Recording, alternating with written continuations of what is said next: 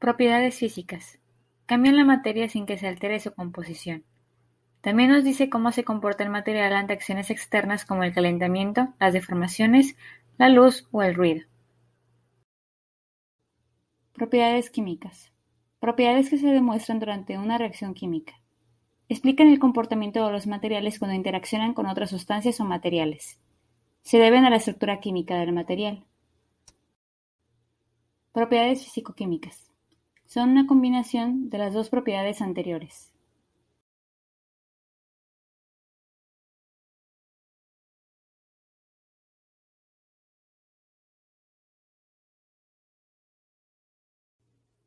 Punto de fusión. Temperatura a la cual un material pasa del estado sólido al líquido. En los metales encontramos que su temperatura de fusión es alta respecto a otros materiales. Calor latente de fusión. Cantidad de calor que absorbe la unidad de masa de un metal al pasar del estado sólido al líquido. Impenetrabilidad.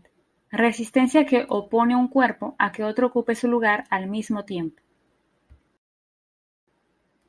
Divisibilidad. Capacidad de poder fraccionarse en partes más pequeñas. La oxidación es una reacción electroquímica que ocurre cuando el metal entra en contacto con un oxidante, mientras que la corrosión es el desgaste de los metales debido a esta reacción. Aunque varios soportan la corrosión por agua u otros agentes químicos, los materiales férricos se oxidan al entrar en contacto con el aire. Aleabilidad. Es la capacidad de formar aleaciones que producen nuevos materiales con propiedades diferentes. Magnetismo. Tienen la capacidad de ejercer fuerzas de atracción o repulsión sobre otros metales. En el caso del hierro, puede magnetizarse y ser atraído por otros imanes. Conductividad eléctrica. Capacidad para permitir el paso de los electrones. De acuerdo con su conductividad, los materiales pueden ser conductores, semiconductores o aislantes, siendo la plata, el cobre, el oro, el aluminio, el tungsteno y el hierro los mejores metales conductores. Conductividad térmica. Capacidad de transferir energía cinética de sus moléculas a otras adyacentes. Nos dice qué tan buen conductor de calor es un material, siendo los metales buenos conductores, especialmente el acero, el cobre y el aluminio. Propiedades mecánicas. Explican cómo se comporta un material cuando es sometido a esfuerzos externos, como los esfuerzos mecanizados.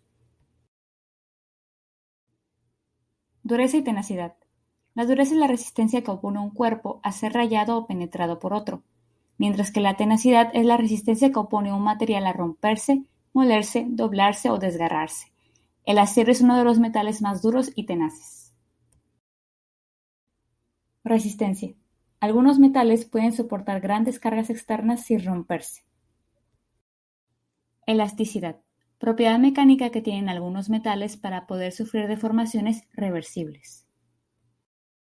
Plasticidad. La capacidad de deformación permanente de un metal sin que llegue a romperse. Propiedades tecnológicas. Explican cómo se comporta un material cuando es sometido a procesos de fabricación. Nos permiten saber si un material es apropiado o no para el fin que se busca desempeñar. Ductilidad. Capacidad de los metales y sus aleaciones de que, bajo la acción de una fuerza, puedan estirarse sin romperse para formar alambres o hilos. Los metales más dúctiles son el platino, el oro y el cobre. Maleabilidad. Capacidad para formar láminas finas sin romperse bajo presión. Algunos buenos ejemplos son el oro, la plata, el cobre, el estaño, el aluminio y la hojalata, una aleación de hierro y estaño. Fusibilidad. Capacidad para producir piezas fundidas y sin defectos. Algunos buenos ejemplos de metales con esta propiedad son el hierro, el bronce, el latón y las aleaciones ligeras. Maquinabilidad. Se refiere a la facilidad con la que pueden ser mecanizados mediante el arranque de viruta. Soldabilidad. Capacidad para obtener una pieza del mismo material teniendo dos piezas. Forjabilidad. Capacidad de experimentar una deformación plástica sin romperse ni desarrollar defectos. Clasificación. Los metales pueden clasificarse dependiendo de su composición. Por ejemplo, pueden ser ferrosos o no ferrosos, lo cual hace referencia a si tienen hierro o no. Metales ferrosos. Los metales ferrosos son el hierro y sus aleaciones, el hierro dulce o forjado, el acero y las fundiciones. Veamos algunos ejemplos y sus propiedades. Hierro dulce o forjado. Con un contenido de carbono menor a 0.03%, es fácilmente oxidable, pero muy dúctil y maleable. Es un buen conductor de electricidad, aunque es difícil de soldar. Se utiliza en núcleos de electroimanes. Aceros. Presentan un contenido de carbono entre 0.03 a 1.76% y cuentan con excelentes propiedades mecánicas, tales como dureza, tenacidad y resistencia. Además, permiten una buena soldadura y el mecanizado, aunque se oxidan fácilmente. Se usan en herramientas, vehículos ferroviarios, máquinas, etc. Fundiciones. Tienen un contenido de carbono entre 1.76 a 6.67%. Son menos dúctiles y tenaces que los anteriores, pero son más duros, fáciles de mecanizar y se funden con facilidad. Podemos ver su aplicación en mobiliario urbano, bancadas y lingotes. Metales no ferrosos. Estos no contienen hierro. Algunos tipos de metales no ferrosos son los pesados, ligeros y ultraligeros. Los pesados tienen una densidad mayor a 5.000 kg por metro cúbico. Entre ellos encontramos el cobre, zinc, estaño, cromo, níquel y mercurio.